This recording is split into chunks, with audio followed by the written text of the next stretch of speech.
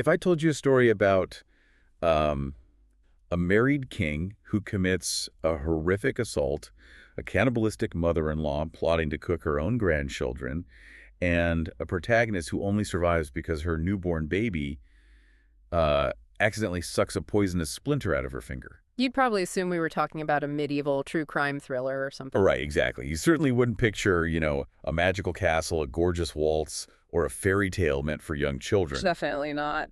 But the mission of this deep dive into our provided dossier is to basically shatter that glass coffin of expectations. Today, we're exploring the true pre-Disney origins of Sleeping Beauty. Yeah, we are. We're stripping away the sanitized animated layers to reveal a narrative that is far older, infinitely stranger, and honestly steeped in ancient solar myths and psychological shadows. Because the version of the story that sits on modern nursery bookshelves, it's the result of centuries of deliberate cultural engineering. Right. The source material reveals a profound narrative bait and switch. When you actually read the earliest texts, you don't find a helpless girl waiting for a prince. You find a story about raw survival. Okay, let's unpack this because I want to jump straight into the darkest part of the woods here. I started reading the oldest known written version in the dossier, and honestly, I had to double check that I was reading the right document. I don't blame you at all. It's just so jarring. This takes us to Italy in 1634. It's a collection by Giambattista Basile called The Tale of Tales. And the protagonist, she isn't even named Sleeping Beauty or Aurora. She's called Talia. Sun, Moon, and Talia, to be exact. And the context of Basile's work is really crucial for understanding why it reads the way it does. Yeah. In 17th century Italy, these stories were not designed for children's bedtimes. Not at all. They were court entertainment for adults, so they were meant to explore the brutal realities of power, fate, and human vulnerability. Which makes so much more sense because the setup is incredibly grim. So a powerful lord receives a prophecy that his daughter, Talia, is going to be gravely endangered by a simple splinter of flax. Right, just a tiny piece of plant fiber. So he institutes this kingdom-wide ban on flax. But eventually, Talia sees an old woman spinning, she gets curious, and a tiny sliver of the material lodges under her fingernail. And she drops to the floor. Exactly, seemingly dead. Her father is so traumatized by his failure to protect her that he can't bring himself to bury her. He just abandons her body in an estate and locks the doors. Which sets the stage for a deeply disturbing encounter. Because the text describes a king, and it's important to note, not a prince, and specifically a king who is already married. Yeah, that detail is wild. He's hunting in the woods near this estate.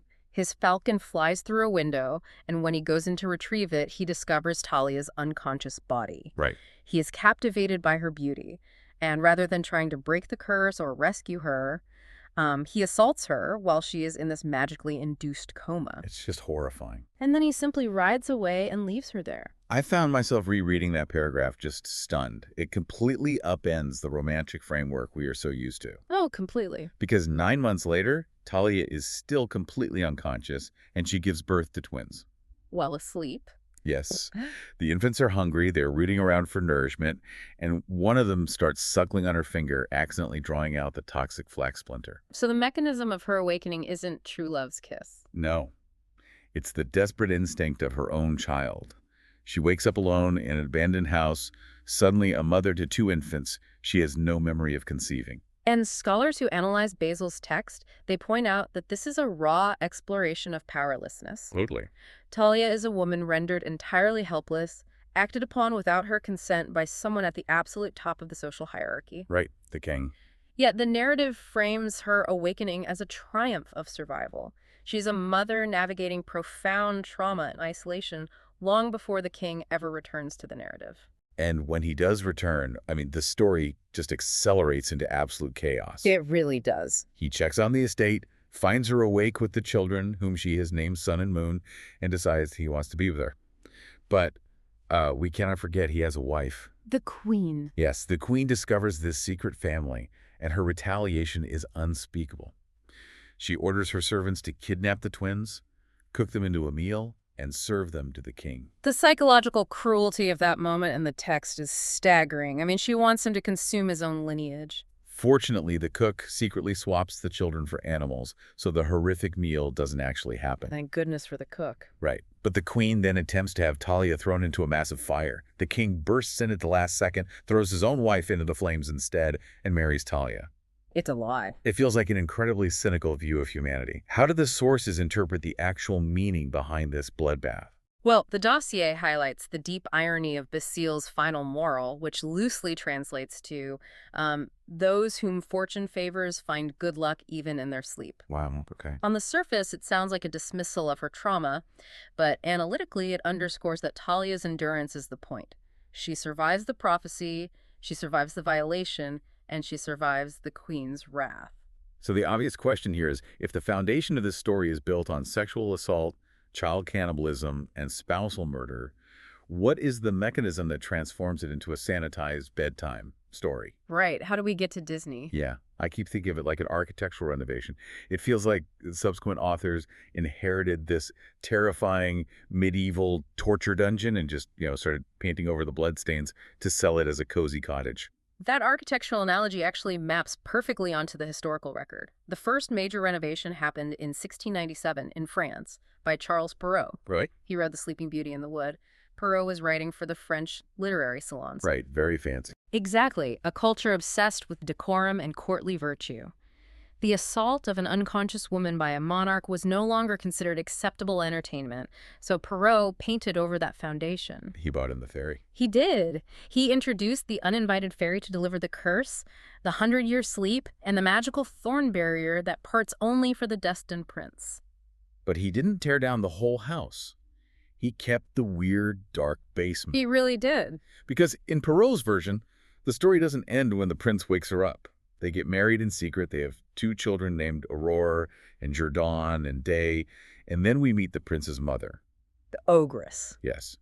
Who, in Perrault's text, is a literal ogress with an uncontrollable craving for human flesh. Which is fascinating because Perrault essentially took the visceral horror of Basile's jealous queen and shifted the blame. Oh, interesting. By making the mother-in-law a literal monster, an ogress, he preserves the moral purity of the prince and the princess. That makes a lot of sense. When the prince eventually goes off to war, the ogress attempts to have her daughter-in-law and the grandchildren thrown into a courtyard pit filled with vipers and toads. It's so cinematic. The king returns just in time, and the ogress throws herself into her own snake pit. It's a wild second act. Truly wild. But if Perrault painted over the assault, it was the Brothers Grimm in the 19th century who brought in the bulldozers and demolished the entire back half of the house. Yeah, the Grimm's 1812 and 1857 editions of Little Briar Rose finalized the narrative we recognize today. Right. And the cultural mechanism driving this change was the 19th century invention of the children's nursery.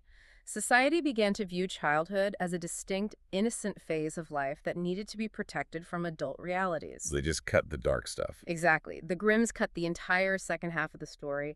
The ogress is gone. The children are gone. The snake pit is gone. And most significantly, they changed the awakening mechanism. They Uh-huh. replaced the visceral biological reality of childbirth and a nursing infant with the sanitized romantic kiss. The true love's kiss. Yeah. And I struggle with this change. Because by making the story palatable and less disturbing, it seems like they actually stripped the protagonist of whatever agency she had left. How do you mean? Well, in Basil's brutal text, Talia is a survivor who navigates an impossible reality. In the Grimm version, she is reduced to a beautiful object on a pedestal.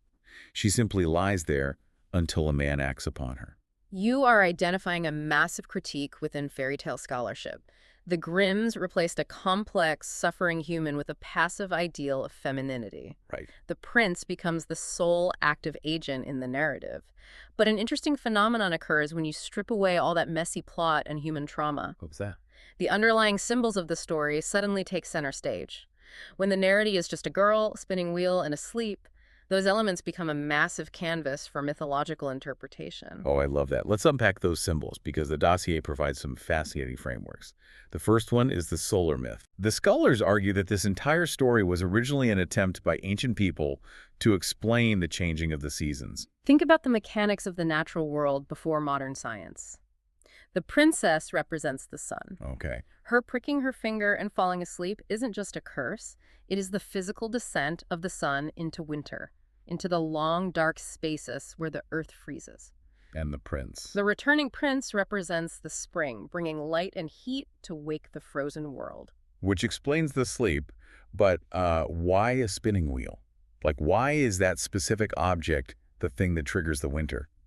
I've always wondered why so many fairy tales obsess over spinning and weaving. Well, the spinning wheel is one of the oldest human metaphors for fate and time. Oh, really? Yeah, think about the physical act of spinning.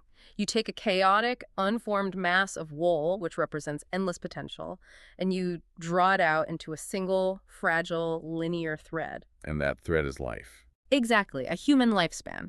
In Greek mythology, you have the Moirai. In Norse myth, the Norns. These are ancient, powerful female deities who literally spin, measure, and cut the thread of life. So when the fairies gather around the baby's cradle at the beginning of the story, they aren't just giving her the gift of beauty or musical talent. They are weaving her actual destiny. Precisely. Which brings us to the most complex character in the entire mythology, I think. The uninvited 13th fairy, the one who drops the death curse. Right, the villain. Yeah, we are conditioned to just label her as the villain, but the psychoanalytical readings in our sources frame her as something much more foundational. They identify her as the Jungian shadow. To understand the Jungian shadow, we have to look at the mechanics of human psychology. Society dictates that certain traits are acceptable. Politeness, obedience, joy, and other traits are unacceptable. Anger, grief, selfishness. Sure, the stuff we hide. Exactly. The traits we deem unacceptable don't just vanish when we ignore them. We repress them. We push them into the unconscious mind, the shadow. But psychological repression acts like a pressure cooker. Whatever you lock in the basement and refuse to feed eventually turns feral. And when it finally breaks out, it destroys the house. It does. That perfectly describes the 13th fairy. The king and queen only have 12 golden plates, so they intentionally leave the 13th fairy off the guest list. They try to avoid her. Yeah, they try to exclude the old, the uncomfortable, the terrifying aspects of life from their daughter's christening. And the text demonstrates the absolute inevitability of her arrival. Her magic is older and more powerful than the younger fairies. Wow, yeah. Her cursed death cannot be canceled by the others. It can only be softened into a 100-year sleep. The shadow isn't just acting out of random malice. Her fury is the direct consequence of the exclusion itself. I think everyone listening can map that dynamic onto their own life. Oh, for sure. We all have a 13th fairy. It's that mounting stress at work you keep swallowing down, or the red flags in a relationship you pretend you don't see, or that deep sense of burnout you try to cover up with another cup of coffee. Yep, the things we ignore. You try to keep those realities off the guest list of your day-to-day life, but the mythology warns us that whatever you intentionally exclude will always crash the party. Yeah. And usually it forces you into a period of forced stasis. The mythological parallels for this ignored figure are incredibly consistent across cultures, too. Like who? Well, Eris, the Greek goddess of discord, was the only deity uninvited to a massive wedding. In retaliation, she threw the golden apple that ultimately triggered the Trojan War. Oh, wow. Or consider Baba Yaga in Slavic folklore, an ancient, terrifying woman living at the edge of the woods. Whether she helps you or boils you alive depends entirely on whether you respect her power. Right. Even when Disney adapted the story and created Maleficent, her core motivation remained rooted in the indignity of being overlooked. Which brings us to the Disney adaptation itself and the fascinating evolution of the princess's identity. Yeah, this is a big one. Because if this character is a vessel for all these profound ideas, solar myths, the passage of time, the confrontation with the shadow, then her name carries immense weight. And the name Disney made famous, Aurora, is practically an archetype unto itself. Though it requires noting a bizarre historical footnote. The princess wasn't originally named Aurora. Right. In Basil's 1634 text, she is Talia. In Perrault's 1697 version, the sleeping princess isn't given a name at all. She is simply referred to as the sleeping beauty in the wood. Just a description. Yeah. Perrault used the name Aurora for the daughter born while she was asleep. When Walt Disney's team adapted the story in 1959, they collapsed the mother and the daughter into a single character. Right? The animation in that film is universally praised as a masterpiece, but the dossier meticulously details the cost of that adaptation.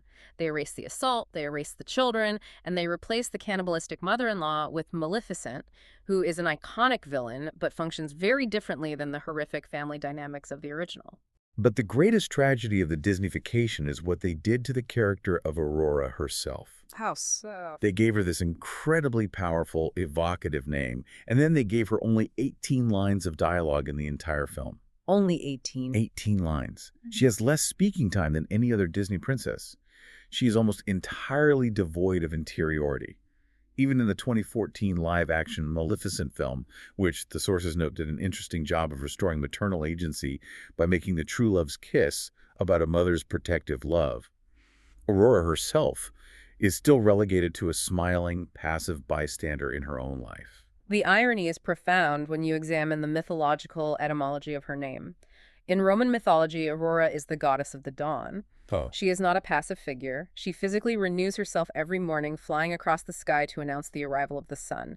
The name links the princess to a lineage of ancient goddesses, of liminal light deities who pass through a death-like state and actively alter the world upon their return. Walk me through some of those ancient parallels, because I think understanding that descent changes how we view the sleep itself. Consider Persephone from Greek myth, the maiden of spring who is pulled into the underworld. Right, Hades. Her time in the dark isn't a nap, it is a harrowing transformation that turns her into the queen of the dead. Or Inanna, the Sumerian queen of heaven, who descends into the underworld, is stripped of her power, killed, and literally hung on a meat hook before she is resurrected. That's intense. Very. Or Brunhilde from Germanic legend, a fierce Valkyrie whom the god Odin puts into an enchanted sleep surrounded by a ring of fire. What strikes me about all those examples is the mechanism of change. The woman who wakes up is fundamentally psychologically different from the girl who went to sleep. Exactly. The descent into the dark forces an evolution. Which brings us to the core psychological tension that explains why this specific narrative, a girl, a spindle, a century of sleep, has survived for nearly 400 years across so many radical cultural shifts. What's the tension? The central motif of the enchanted sleep speaks to a massive contradictory fear within the human condition regarding time and stasis. Let's dive deep into that, because the physics and the psychology of this enchanted stasis are fascinating. Yeah, it's a huge theme. On one hand, the story grants a universal, almost desperate human wish, the desire to pause time. We live in a reality governed by decay. We age, our loved ones get sick, we make mistakes we can't undo, and the sheer momentum of daily life is exhausting. It really is. The idea that you could simply prick your finger, stop the clock, and be preserved flawlessly without the wear and tear of living, it is deeply seductive. It is the ultimate fantasy of preservation. But the moment you grant that fantasy, the narrative reveals the absolute horror of it. Right. Because while the sleep preserves you, it isolates you. Stasis is a kind of living death. The terrifying dread is that you will be frozen, unable to act or speak or participate, while the entire world continues to move forward without you. It's the ultimate FOMO, the fear of being left behind by time itself. You see it perfectly encapsulated in the image of the briar thorns growing up and swallowing the castle. Yeah, nature taking over. The natural world reclaims the space because the people inside have opted out of the painful, messy, forward motion of life. So when we look at this entire dossier, from the brutal survival story of Bissel's Talia to the passive elegance of Disney's Aurora, what is the ultimate takeaway? How do we synthesize all these conflicting versions? The narrative of Sleeping Beauty functions as a cultural mirror. Depending on the era, it reflects different truths. It can be a stark warning about the vulnerability of women in patriarchal societies. It can be a meditation on the inescapable nature of fate, that no matter how many spinning wheels you burn, destiny will find you. Yeah. But I want to focus on a specific phrase from the psychoanalytical section of our dossier. The scholars argue that in its purest, most ancient form, the sleep is not passive, it is alchemical. Alchemical. I love that word. But break down the mechanism of what that actually means in this context. Yeah. We aren't talking about turning lead into gold. No, in psychological alchemy, it means taking the base chaotic suffering of human existence and transforming it in the dark into wisdom. Oh, wow. It requires a descent into the unconscious. It requires sitting in the darkness with your shadow, with the 13th fairy, and allowing that isolation to change you. That is a profound counter-narrative to how we live today. It really is. We exist in a society entirely obsessed with anti-aging, relentless productivity, and the monetization of every waking second. We treat any pause, a sick day, a period of depression, a gap in a resume, as a moral failure. Totally. We fight the sleep with everything we have. We do, but the deepest layer of this mythology asks us to reconsider that resistance. What if the real tragedy today isn't the spindle that forces us to stop? And then what is it? What if the real curse is our absolute refusal to let ourselves enter the dark, to embrace the stillness, and to allow that vital alchemical transformation to actually happen? Sometimes you have to let the thorns grow up around you for a little while so you can figure out who you are going to be when you finally wake up. I think that's exactly right. That is definitely a thought to sit with the next time you feel guilty for just needing a rest. Next time you see that classic image of the princess and the spinning wheel, remember, you aren't looking at a helpless damsel. You are looking at a medieval survivor, a goddess of the dawn, and a masterclass in confronting the shadow self. Thank you for joining us on this deep dive. Keep questioning the stories you think you know, look for the mechanisms hiding beneath the magic, and we will see you next time.